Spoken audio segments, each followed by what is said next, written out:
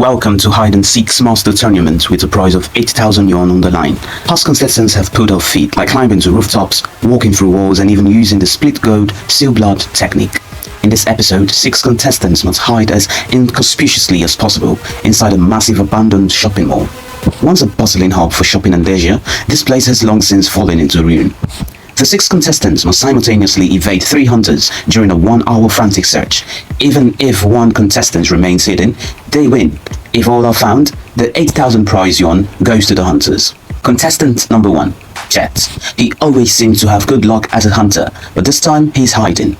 During his initial reconnaissance, he discovered that the upstairs walls had many false panels made of drywall, enough to hide 4 people with no problem. Jet's plan was to hide inside one of those false walls, then use 2 mirrors to cover the outer surface, making it impossible for the hunters to imagine anyone could be hiding behind them. It's certainly a clever idea, but wasn't he worried someone might just smash the glass? Contestant number 2, Jackie.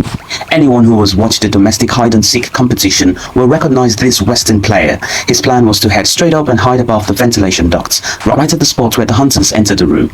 That way, even if the hunters suspected someone was up there, they wouldn't expect anyone to be hiding right at the entrance. Jackie really knows how to play mind games.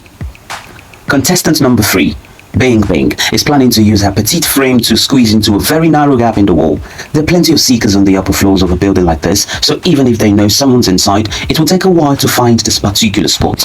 The exterior panels are double layered and carefully matched to the color of the surrounding columns. We'll just have to see how our luck holds up. Contestant number 4, Z, is the only prop genius in China's hide-and-seek scene.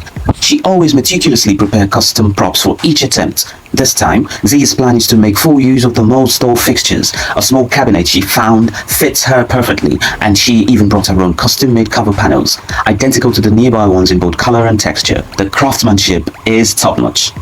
Contestant number 5, Yifei, was invited to join this episode's team battle. While scouting the venue, she discovered a wall in a stairway that had been chiseled open. The moment she saw the hole, she came up with her hiding plan. She would enter the hole immediately after the competition began, then have someone seal the opening from the outside. Once sealed, she had layers of the mall's old posters pasted over it. After several layers of camouflage, she was confident she was completely safe inside.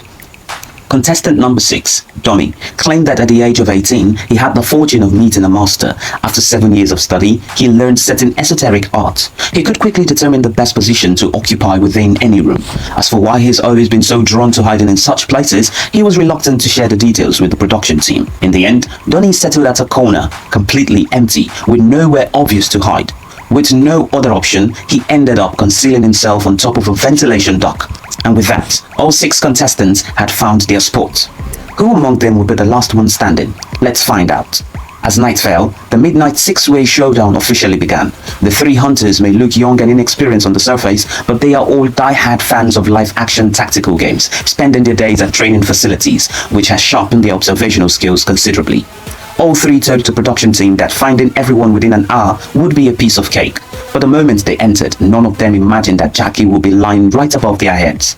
The first searcher, wearing a level 3 helmet, was the team leader. His plan was to have his teammates search in sections to ensure no suspicious spot was missed. He moved at a brisk pace, opening every door he deemed worth checking. It didn't take long for the trio to thoroughly sweep the left side. After regrouping in the game zone and exchanging intel, they immediately moved to check the right side of the second floor. In fact, Z was hiding in one of the rooms they had just passed through.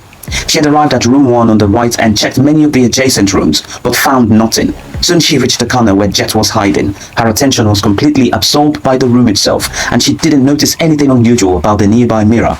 Jet, concealed inside, felt a sudden jolt of fear as she rushed past. The searchers checked the ventilation room thoroughly, but came out empty-handed, and in eagerness to move on, passed right by Jet once more. Just then, searcher number 2 arrived at her assigned location. The moment she stepped into the stairwell, something felt off.